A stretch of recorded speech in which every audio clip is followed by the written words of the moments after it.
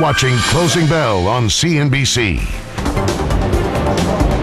Welcome back. Hot sunny day here on Wall Street outside of Federal Hall, and summer is supposed to be the busiest travel season for most Americans. But with the economy on the decline, many are actually talking about staycations. Yes, staying home but taking off from work. So what are the travel trends this summer?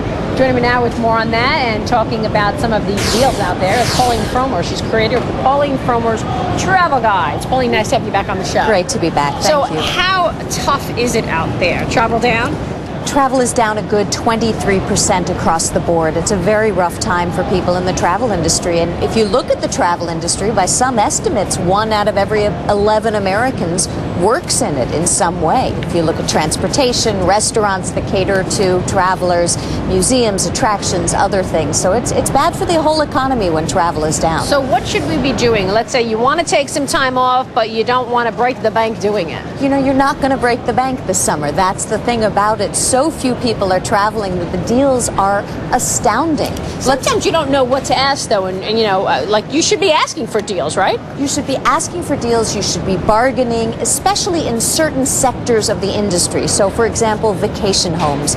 A lot of people bought vacation homes as investments. Now they're finding they can't pay those mortgages. So you go to sites such as VRBO or HomeAway where you deal directly with an owner and you can bargain like you wouldn't believe. I've seen 2-bedroom condos in Maui going for as little as $77 a night. Myrtle Beach, Reno, Lake Tahoe, everywhere people are desperate to fill their condos. So what do? And what about hotels? Should I be calling the manager of the hotel or just deal with the reservationist and say, look, I want to do this, but I need the best price possible? The best thing for hotels is go to one of the websites that discounts for you, because these discounts tell hoteliers that they're going to keep their rooms filled all year round. Places like Hotels Combined, Hotels.com, Priceline can be good if you don't want to mind bidding blind.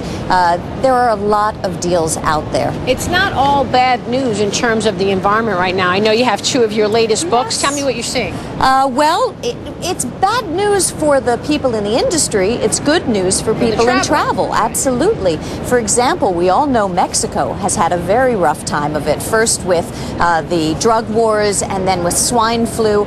Places like Cancun, however, were not at all hit. Nobody died in Cancun from either the swine flus. No tourist has ever been hit, and yet they've seen such a decrease in occupancy rates that you can go there, airfare, an all-inclusive hotel for as little as $100 a night. Wow. Including all drinks, all meals. There are incredible deals in Cancun. What about cruises? There's some pretty good deals in cruises, too, right? Yeah. Well, when times were good, all of the lines ordered new ships. They're being delivered right now, and there are specifically too many cruise ships in Alaska this summer.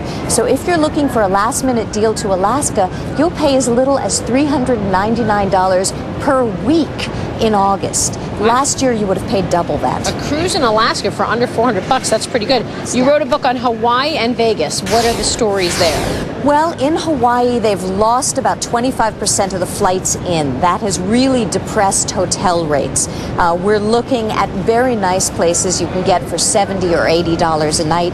Last year, it would have been double that. In Vegas, we've seen the complete disappearance of the convention business. That's right. So you can stay at lovely places off the Strip for as little as $29 a night, and very nice places on the Strip for $39. It's a fire sale in Vegas right now. Okay. And the corporate traveler, I guess, has really lessened in numbers quite a bit in Vegas. So you're seeing increasingly individual vacations. They are kind of shifting their focus away from the corporate traveler and to individuals, just because so many conventions have been canceled. So who are really the major losers here in terms of this decline in travel? The hotel companies and the airlines are seeing serious declines, aren't they? The hotel companies, there was a major river cruise company that went belly up this week.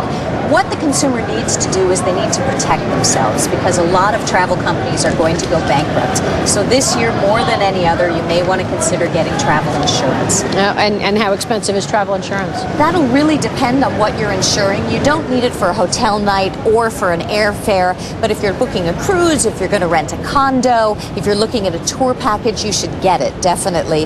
It will really vary by your age, by the type of trip. There's no real way to say how much it'll cost. Now, the dollar has been weak. What are you seeing in terms of European travel? I know you have a comment here on Ireland. Where are the hot spots right now in Europe? Prices have plummeted to Ireland, to Iceland. Iceland, sure. You go to places where the economy is in meltdown and you're going to get great deals. Because but are you still going to have fun? I mean, are there still going to be vibrant places, to go? And even though yes, absolutely. With the economy well, they're thrilled to see you. They've lost their business travel. One of the reasons Ireland is so inexpensive is that the people there can't fly out anymore. So we're seeing air hotel packages for the fall for as little as $6.99, airfare from the U.S., 6 nights, and rental car. You couldn't do that in the United States. Yeah, really fascinating. Pauline, great to have you on the program. Thanks very much for your insights. Thanks so much. We appreciate it. Pauline Frommer, you're here joining us on Closing Bell. Up next, movie stars, musicians, even athletes.